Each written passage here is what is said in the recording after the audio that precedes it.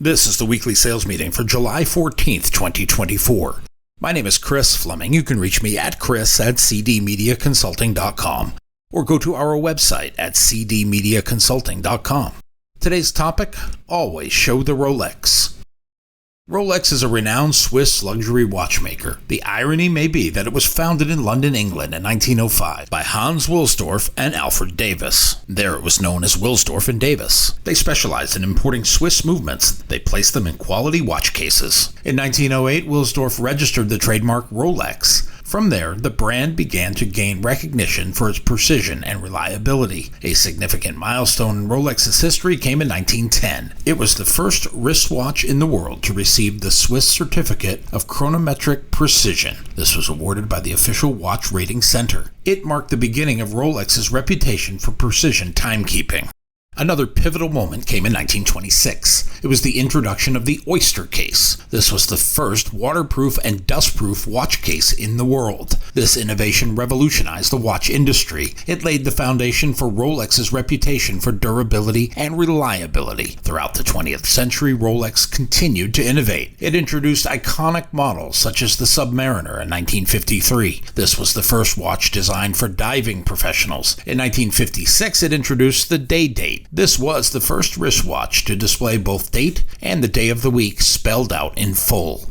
Rolex has also played a significant role in exploration and adventure. The brand's watches accompanied many expeditions, the most famous being Sir Edmund Hillary and Tenzing Norgay's ascent to Mount Everest in 1953. During the climb, Hillary wore a Rolex Oyster Perpetual. The association further cemented Rolex's status as a symbol of prestige and success. In the modern day, Rolex continues to be one of the most prestigious and influential luxury watch brands in the world. Rolex is known for its exceptional craftsmanship, innovation, and timeless design.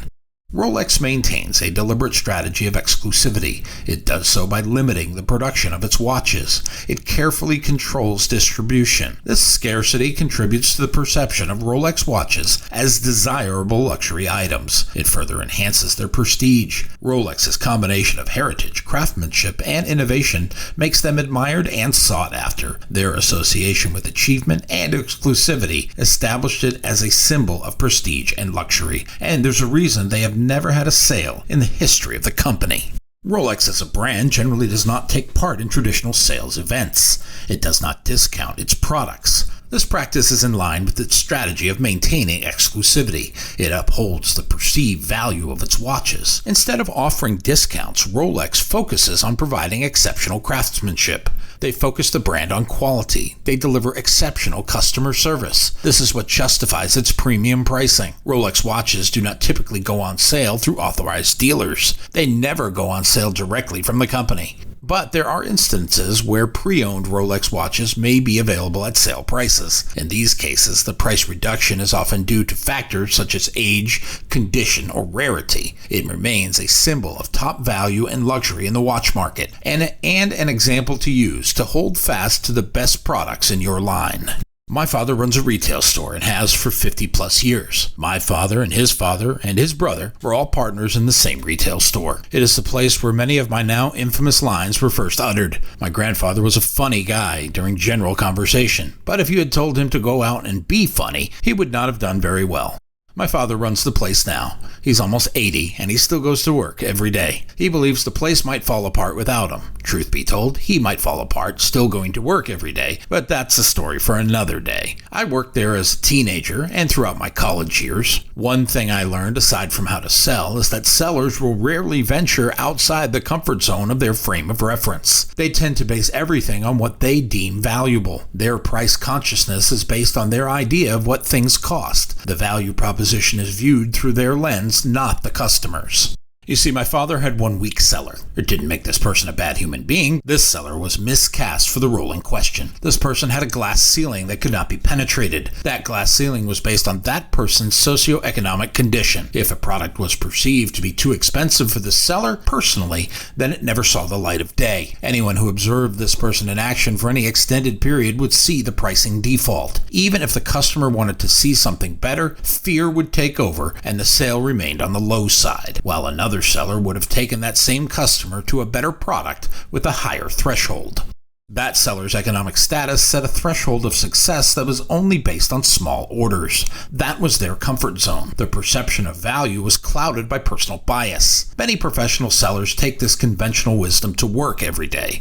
They don't understand the true value of their product. They apply their personal metrics to their perception of value, rather than assess the customer's situation and apply the best solution possible. Sellers will get alligator arms on pricing because they cannot see the true value of the offer. It is beyond their comfort zone or threshold, so it gets dismissed. But the customer is there with a problem.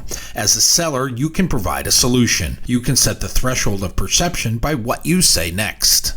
What does it hurt to trot out the best of what you have to offer? What do you have to lose if you show someone the best thing in your arsenal? The answer is nothing. From that early retail experience, I determined that I would always show the Rolex, and that is regardless of the customer. Show them the best, if for nothing else but determining the frame of reference. For some, the Rolex will be a status symbol. Others might deem it too expensive. But for everyone, it displays real value, and you can have a real conversation about needs and solve problems. It also avoids conventional wisdom. It shows respect to all of your customers, not just some of them, but it is starting with the best of what you have to offer. This works to level the playing field. It also sets expectations.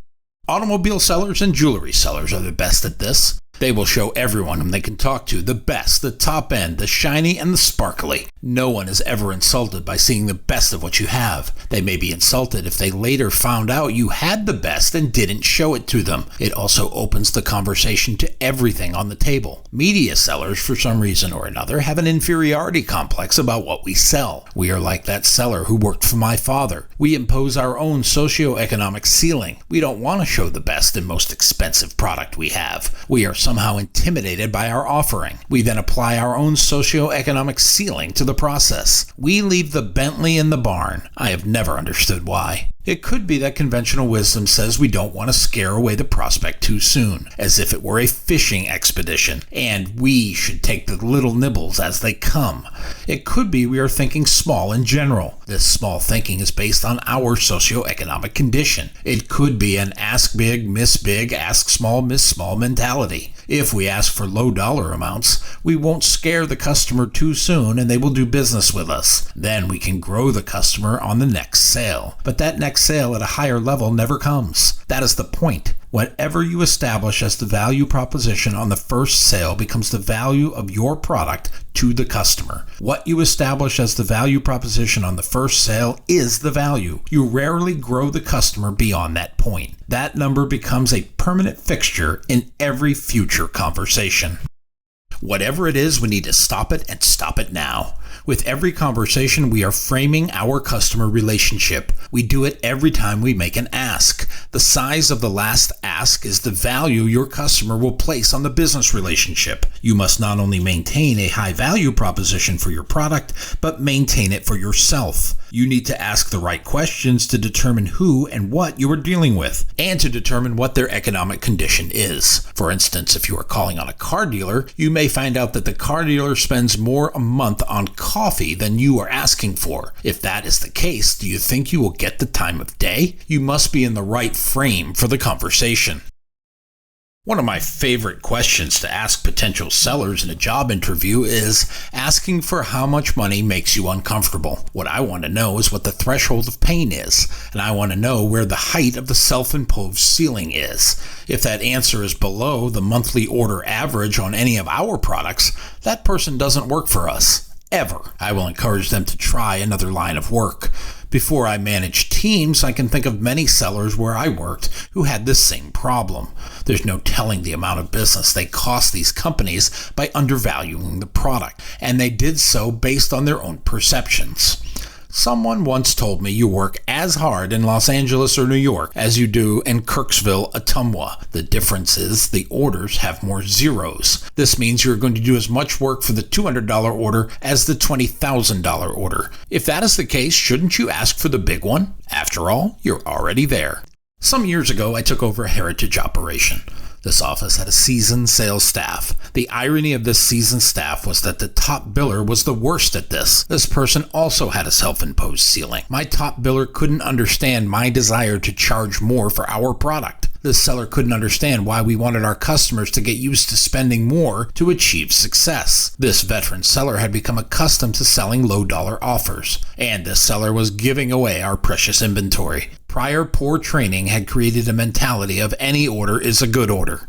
I went as far as to publicly execute a low-dollar order in a sales meeting to prove a point. This was not enough to change the mindset. This was a long-term, flawed seller. The status as the top biller was achieved through longevity and attrition, combined with one big account. In this instance, I made the mistake of thinking the seller could change. They were incapable of making that shift. I kept that seller way too long. Truth be told, I should have shown this person the door very early on, and I should have done it as soon as I spotted this flaw. As the adage goes, if you think you have a problem, you're right. In this case, I was right, and I continue to have a problem.